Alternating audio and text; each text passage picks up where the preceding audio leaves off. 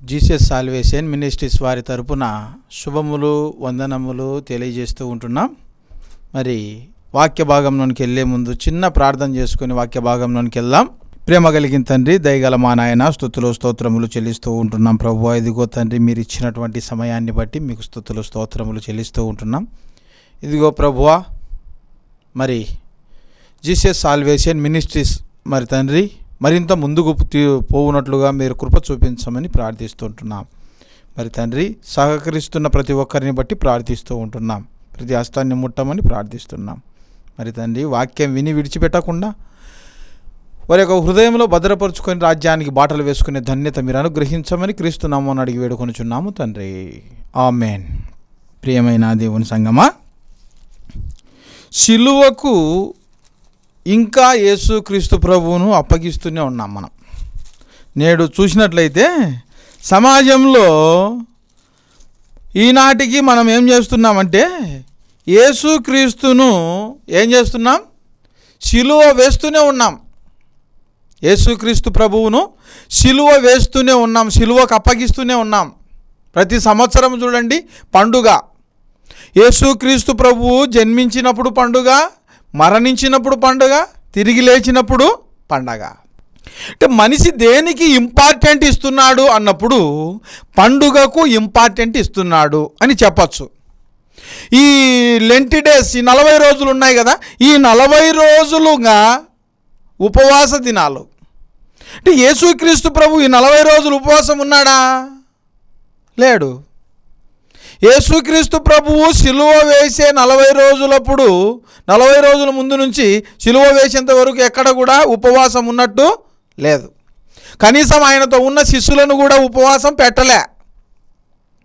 ఎప్పుడు ఉపవాసం ఉన్నాడంటే సాతాను చేత శోధింపబడినప్పుడు, 40 రోజులు ఉపవాసం ఉన్నప్పుడు, సాతాను చేత శోధించబడినప్పుడు అప్పుడున్నాడు.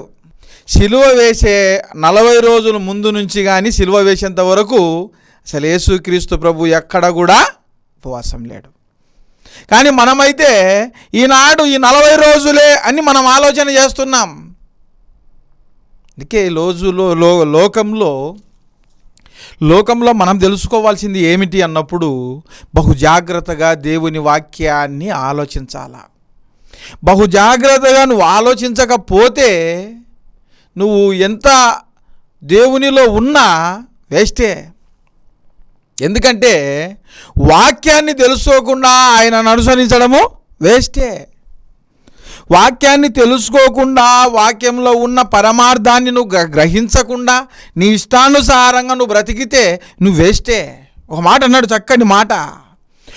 పౌలు గారు రాస్తూ కొరింథీయులకు రాసిన మొదటి పత్రిక 1వ అధ్యాయం 23వ వచనంలో చక్కటి మాట.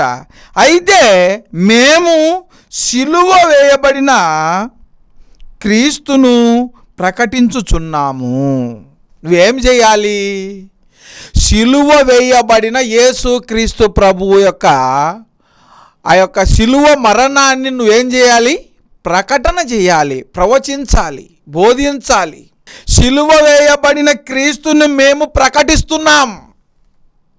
ఇదిగో మన పాపముల నిమిత్తము యేసుక్రీస్తు ప్రభు సిలువలో మరణించాడు.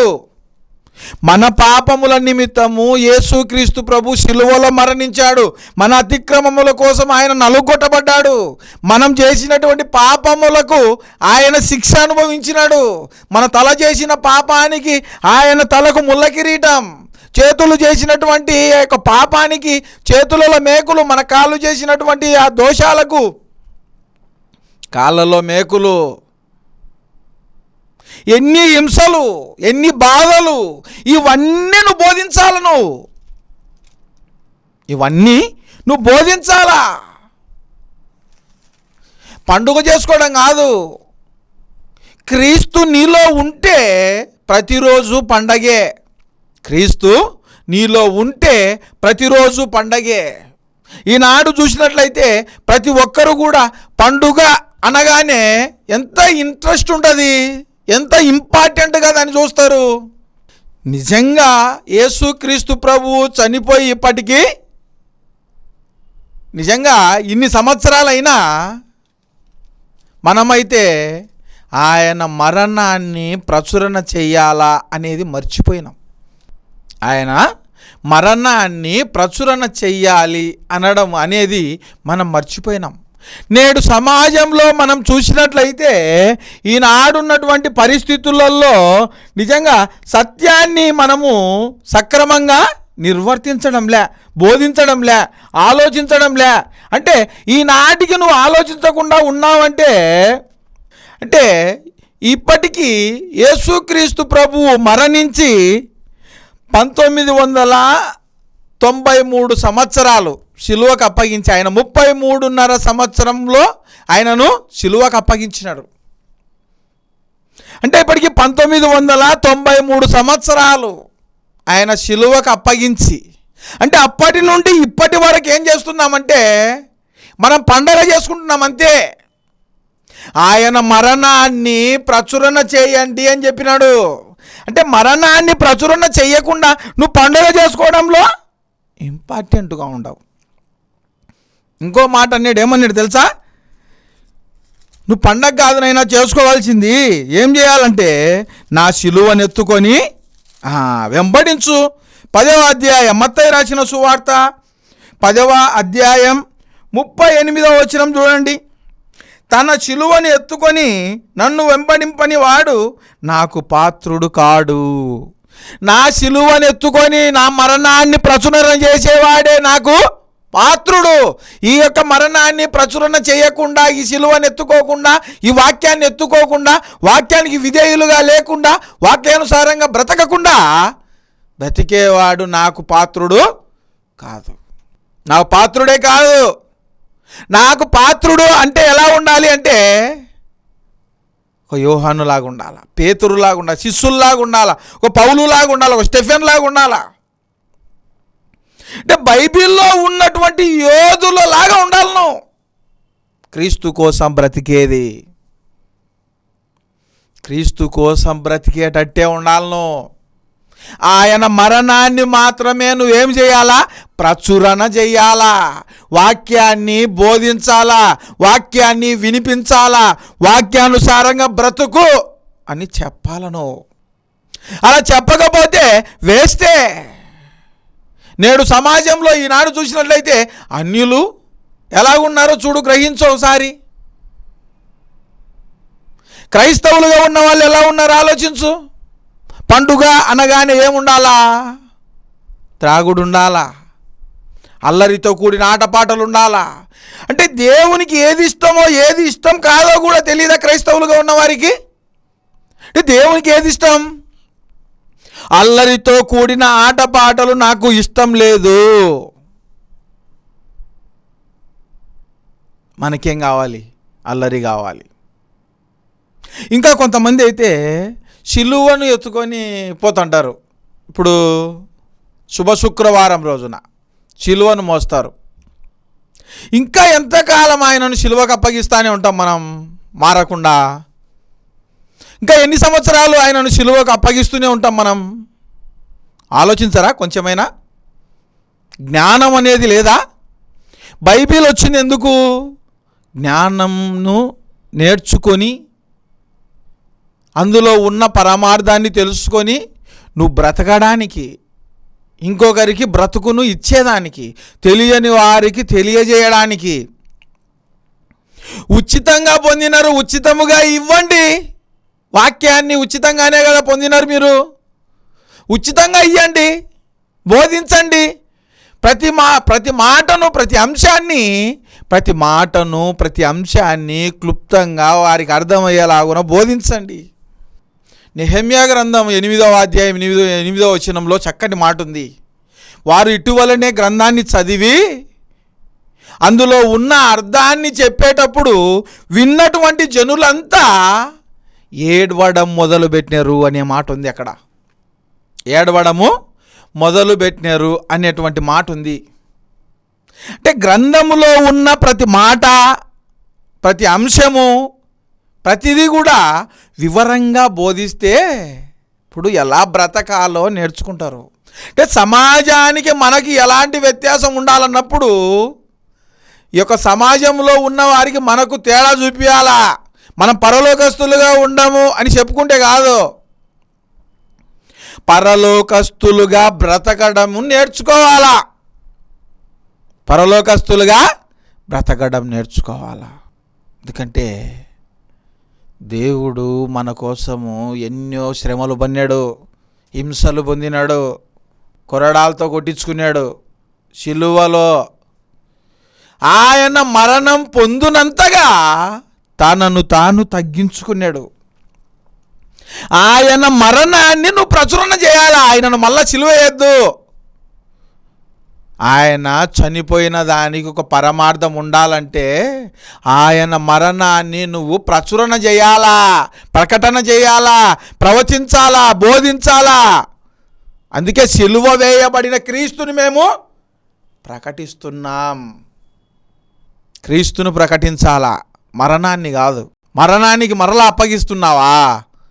ఈ 40 రోజులైనా ఆయన మరణాన్ని మనం చెప్పుకోవాల్సింది. బ్రతికినంతకాలం నువ్వు ఆయన మరణాన్ని మర్చిపోకూడదు. ఎవడైనా తనకు దాసులుగా ఉండగోరిన ఎడల వాడేం చేయాలా? ఆయన సిలువను ఎత్తుకొని పోవాలా. లూకాసు వార్త 14వ అధ్యాయం 27వ వచనం. మరియు ఎవడైనను తన సిలువను మోసుకొని నన్ను వెంబడింపని ఎడల వాడు నా శిష్యుడు కాదు. నువ్వు దేవునికి కుమారునికి శిష్యునిగా ఉండాలి అంటే సిలువను ఎత్తుకొని పోవాలా. వాక్యమే సిలువ. నువ్వు సిలువను ఎత్తుకొని పోవాలంటే నువ్వు ఏం యేసుక్రీస్తు ప్రభు మాదిరి నువ్వు సిలువకు అప్పగించడం కాదు. సినిమాలో చూపించినట్టు కాదు, యాక్షన్ కాదు అది. ఎట్టుండాలా? నిష్కలంకమైనటువంటి మనస్సు, ప్రభువు కోసం బ్రతికేటట్టు, ప్రభువు కోసమే జీవించేటట్టు. లోక సంబంధమైనవన్నిటిని కూడా వదిలేయండి. పరలోక సంబంధమైనవి ఏవో వాటిని మాత్రమే మీరు ఆలోచించండి. ఎందుకంటే లోక సంబంధంగా నువ్వు బ్రతకద్దు. అందుకే ఎవడైనాను నా సిలువను మోసుకొని నాతో పాటు వెంబడించకపోతే నా శిష్యుడు కాదు. ఆయన మార్గం, నేనే మార్గము సత్యము జీవము అన్నాడు. ఆయన ఏ మార్గంలో వెళుతున్నాడో నువ్వు కూడా అదే మార్గంలో వెళ్ళాలి. నువ్వు కూడా అదే మార్గంలో వెళ్ళాలా. నువ్వు ఆ మార్గంలో పోకుండా ఉంటే ఒక మాట అన్నాడు. అపోస్తుల కార్యములు 2వ అధ్యాయం 36వ వచనం. మీరు సిలువ వేసిన ఈ యేసునే దేవుడు ప్రభువుగా క్రీస్తుగాను నియమించను. ఇది ఇశ్రాయేలు వంశం అంతా రూఢిగా తెలుసుకోవాలని చెప్పినాడు. అయినా మీరేం నమ్మడం లేదేమో. ఇది రూఢిగా తెలుసుకోండి. మీరే సిలువ వేసినారు ఆయనను. మీరే సిలువ వేసిన యేసును దేవుడుగా ప్రభువుగా క్రీస్తుగా నియమింపబడెను. ఇది తెలుసుకోండి. రూఢిగా, మామూలుగా కాదు, రూఢిగా తెలుసుకో. పైన 23వ వచనంలో ఇంకో మాట ఉంది. దేవుడు నిశ్చయించిన సంకల్పమును ఆయన భవిష్యత్ జ్ఞానము అనుసరించి అప్పగింపబడిన ఈయనను మీరు దుష్టుల చేత సిలువ వేయించి చంపితిరి. ఇప్పుడు మీరు కూడా ఎట్టున్నారు? దుష్టులుగానే ఉండరు. నేటికి చూడండి, అనేక సంఘాలలో సిలువ యాగం. ఇప్పటికీ అనేక సంఘాలలో. ఇది కాదు నువ్వు చేయాల్సింది. సిలువలో ఆయన మరణం, ఎలాంటి మరణం, ఆయన మరణించేటప్పుడు ఎలా చనిపోయాడు, ఎంతమంది హింసించారు, ఎంత ఘోరమైన చావు, ఇవన్నిటిని కూడా నువ్వు ప్రచురణ చేయాలా. మీరు కూడా దుష్టులు లాగానే ఉండరు. ఇప్పటికీ యేసుక్రీస్తు ప్రభువును ఇంకా సిలువకు అప్పగిస్తూనే ఉండరు. చూడండి, ప్రతి సంవత్సరం అంటే మనం సిలువకు అప్పగించేది కాదు ముఖ్యం, క్రీస్తు యొక్క సిలువ మరణాన్ని ప్రచురణ చేయాలా. ఆయన సిలువలో మరణించినటువంటి ఆ స్థితిని ప్రతి ఒక్కరికి తెలియజేయాలా. ఆయన యేసుక్రీస్తు ప్రభు ఆయన మరణించినాడు మన అతిక్రమముల కోసం, మన పాపముల కోసం, మన దోషముల నిమిత్తం. నిజంగా తన్ను తాను ఎంత తగ్గించుకున్నాడు అన్నప్పుడు నిజంగా తనను తానుగా రిక్తునిగా చేసుకున్నాడు అన్నటువంటి మాట ఉంది. ఎందుకు గాను యేసుక్రీస్తు ప్రభు అంత తగ్గింపు జీవితం కలిగి ఉన్నాడు? ఎందుకు గాను దేవుడు యేసుక్రీస్తు ప్రభు అంతగా తగ్గించుకున్నాడు? అంటే లోక సంబంధమైనవన్నీ కాదు, నా పిల్లలను పరలోకానికి చేర్చడమే నా యొక్క కర్తవ్యం, నా విధి. భూమి మీదికి వచ్చింది ఎందుకు అన్నప్పుడు అందరినీ కూడా, ఏ ఒక్కరు ఈ లోకంలో నశించిపోకూడదు, పాపంలో నశించిపోకూడదు, పాప క్షమాపణ ఉండాలి. అందరినీ కూడా ఏం చేయాలా? నిత్య జీవానికి చేర్చడమే బాధ్యతగా తీసుకున్నాడు కుమారునిగా. మరి ఆయన శిలువ మరణాన్ని నువ్వు ప్రచురణ చెయ్యి, ఆయన శిలువ మరణాన్ని నువ్వు ప్రచురణ చెయ్యి. ఇప్పటికీ దుష్టుల చేత శిలువకు వేయించి చంపితిరి అంటే నేటికి కూడా ఏం చేస్తున్నారు అన్నప్పుడు శిలువకు అప్పగిస్తూనే ఉండరు, శిలువకు అప్పగిస్తూనే ఉండరు. ఇంకా నిజంగా యేసుక్రీస్తు ప్రభు ఈ లోకంలో బ్రతికినటువంటి ఆ 33.5 సంవత్సరం ఏ రోజు కూడా తనకు తానుగా ఆలోచించుకోలే, ఈ లోకంలోనే ఎలా బ్రతకాలి, బ్రతుకు ఎలాంటి బ్రతుకు ఉండాలి, అంటే నేను ఎంత గొప్పగా ఉండాలని కూడా ఆలోచించలే. నేను బ్రతికినన్నాళ్ళు ప్రతి ఒక్కరిని నిత్య రాజ్యం, నేను ఏ విధంగా తండ్రి దగ్గర ఉన్నానో మీరు కూడా అదే విధంగా ఉండాలి అనే సంకల్పం ఆయన నిశ్చయించినాడు. ఆయన నిశ్చయించుకున్నాడు మనలను నిత్య జీవానికి చేర్చాలని. ఫిలిప్పీయులకు రాసిన పత్రిక 2వ అధ్యాయం 8వ వచనంలో చక్కటి మాట ఉంది. మరియు ఆయన ఆకారమందు మనుష్యుడుగా కనబడి మరణము పొందునంతగా, అనగా శిలువ మరణం పొందునంతగా విధేయత చూపినవాడై తనను తాను తగ్గించుకొనెను. చూడు, శిలువ మరణం పొందునంతగా తనను తాను తగ్గించుకున్నాడు. శిలువ మరణము పొందునంతగా తనను తాను తగ్గించుకున్నాడు యేసుక్రీస్తు ప్రభు. ఎందుకంటే తండ్రి మాట నెరవేరాలి. ఆతురంగా ప్రార్థన చేసేటప్పుడు, ప్రభువా ఈ గిన్నె నా నుండి తొలగించు, అయినను నా చిత్తం కాదు నీ చిత్తమే నెరవేరాల. అలా ప్రార్థన చేసేటప్పుడు చెమట ఏమైంది? రక్తపు బిందువుల వలె పడింది. ఎంత కఠినమైన ప్రార్థన చేసింటాడో, ఎంత వేదన కలిగి ప్రార్థించింటాడో. ఇలాంటివన్నీ చెప్పండి. నేడు సమాజంలో ఎక్కువగా ఏది అంటే లోకాశ, నేత్రాశ, జీవపు డంబం, ఇవే ఉన్నాయి. లోక సంబంధమైన వాటి మీద ఉన్నాయి తప్ప పరలోక సంబంధమైన వాటి మీద మనస్సు లేదు మనుషులకు. అందుకే దేవుడు బాధపడుతున్నాడు, వేదన పడుతున్నాడు. ఇంతకాలం నన్ను ఇంకా శిలువకు అప్పగిస్తూనే ఉంటారా? అందుకే శిలువ మరణము పొందునంతగా విధేయత చూపినవాడై యేసుక్రీస్తు ప్రభు తన్ను తానుగా అప్పగించుకున్నాడు.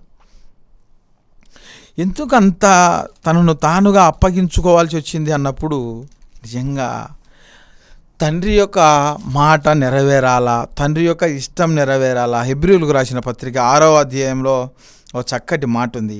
6వ అధ్యాయం 6వ వచనం, దేవుని దివ్యవాక్యం రాబో యుగ సంబంధమైన శక్తుల ప్రభావము అనుభవించిన తరువాత తప్పిపోయిన వారు తమ విషయంలో దేవుని కుమారుని మరలా శిలువ వేయుచు బాహాటంగా ఆయనను అవమానపరచుచున్నారు గనుక మారు మనస్సు పొందునట్లుగా అట్టి వారికి మరలా నూతన పరచుట అసాధ్యము. ఏం చేస్తున్నారంట? దేవుని కుమారుని మరలా శిలువ వేస్తున్నారు. ప్రతి సంవత్సరం శిలువ వేస్తూనే ఉన్నారు. అలాంటి వారికి మరలా మారు మనసు పొందడం అగత్యం, అసాధ్యం. ఎందుకంటే లోక సంబంధులు లోకానుసారం లోకాన్ని అనుసరించి నడుచుకుంటున్నారు. లోక సంబంధమైన వాటిలోనే బిజీగా ఉండరు, లోక సంబంధంగానే ఆలోచిస్తూ ఉన్నారు. అందుకే వాళ్ళు ఏం చేస్తున్నారంట? యేసుక్రీస్తును మరలా శిలువ వేస్తున్నారు, బాటముగానే ఆయనను అవమానపరచుచున్నారు కనుక మారు మనస్సు పొందునట్లు అట్టి వారికి మరలా నూతనంగా అగత్యం.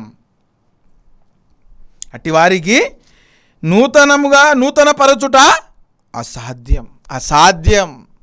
అందుకే వాక్యానికి విధేయులుగా ఉండండి.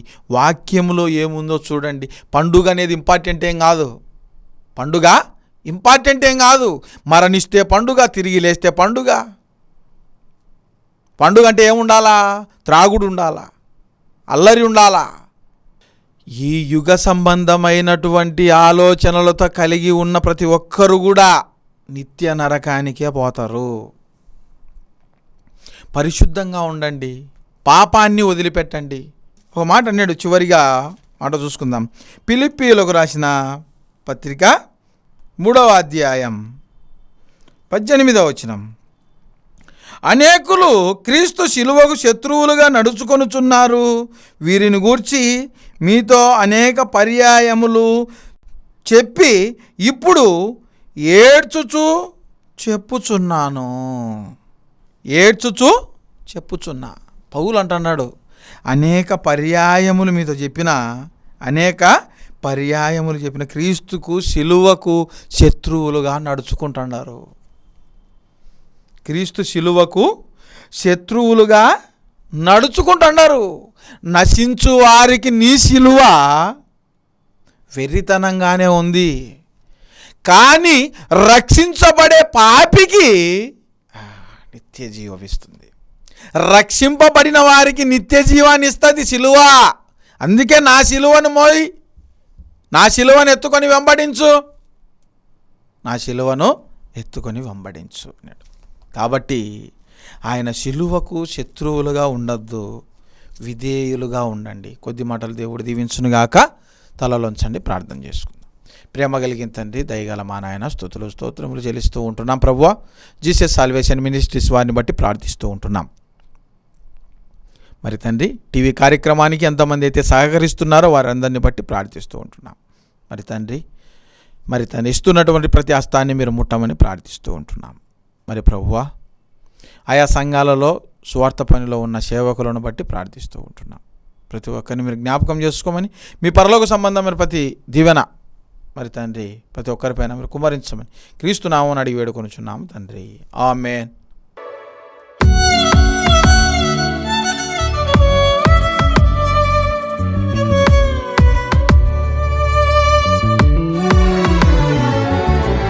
ఆలస్యమవుతోంది దేవా నీ కార్యం, ఆలస్యమవుతోంది దేవా నీ కార్యం. అయినా అద్భుతమేదో దాగి ఉన్నది, అయినా అద్భుతమేదో దాగి ఉన్నది. నేననుకున్నది నాకు మంచిది కాదులే, నీవిచ్చినది నా జీవితానికి శ్రేష్టమైనది. నేననుకున్నది నాకు మంచిది కాదులే, నీవిచ్చినది నా జీవితానికి శ్రేష్టమైనది. ఆలస్యమవుతోంది దేవా నీ కార్యం, ఆలస్యమవుతోంది దేవా నీ కార్యం.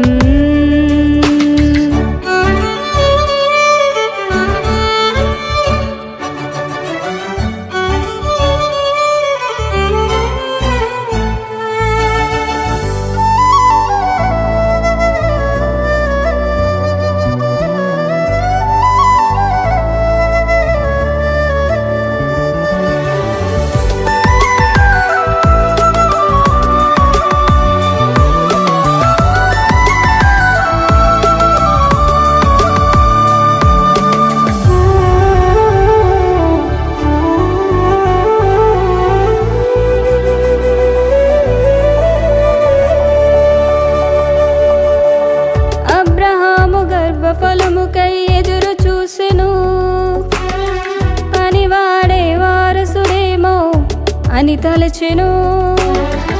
అబ్రహాము గర్భఫలముకై ఎదురు చూసెను, పనివాడే వారసుడేమో అని తలచెను. బహుకాలము గడిచి మృతతుల్యమైన సారా ఒడిలో ఇస్సాకుని ఉంచావు. బహుకాలము గడిచి మృతతుల్యమైన సారా ఒడిలో ఇస్సాకుని ఉంచావు. సిగ్గుపడనీయవులే నిన్ను నమ్మిన దాసులను, ఓడిపోనీయవులే నీవు ఎన్నుకున్న జనులను. సిగ్గుపడనీయవులే నిన్ను నమ్మిన దాసులను, ఓడిపోనీయవులే నీవు ఎన్నుకున్న జనులను. ఆలస్యమవుతోంది దేవా నీ కార్యం, ఆలస్యమవుతోంది దేవా నీ కార్యం.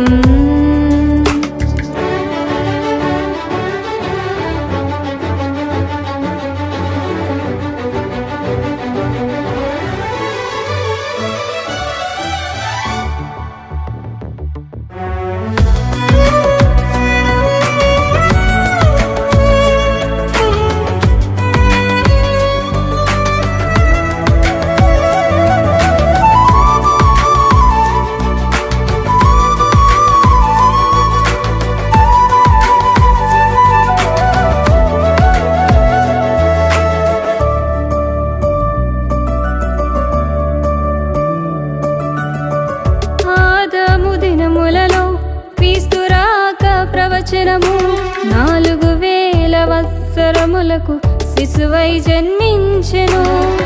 ఆదాము దినములలో క్రీస్తు రాక ప్రవచనము, 4000 సంవత్సరములకు శిశువై జన్మించెను.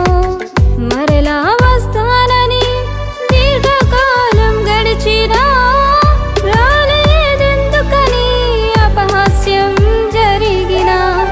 మరలా వస్తానని దీర్ఘకాలం గడిచినా రాలేదెందుకని అపహాస్యం జరిగిన. రాబోచున్నావులే సిద్ధపరిచిన జీతముతో తీసుకు వెళతావులే, పరిశుద్ధుల పరివారముతో రాబోచున్నావులే. సిద్ధపరిచిన జీతముతో తీసుకు వెళతావులే, పరిశుద్ధుల పరివారముతో. ఆలస్యమవుతోంది దేవా నీ కార్యం, ఆలస్యమవుతోంది దేవా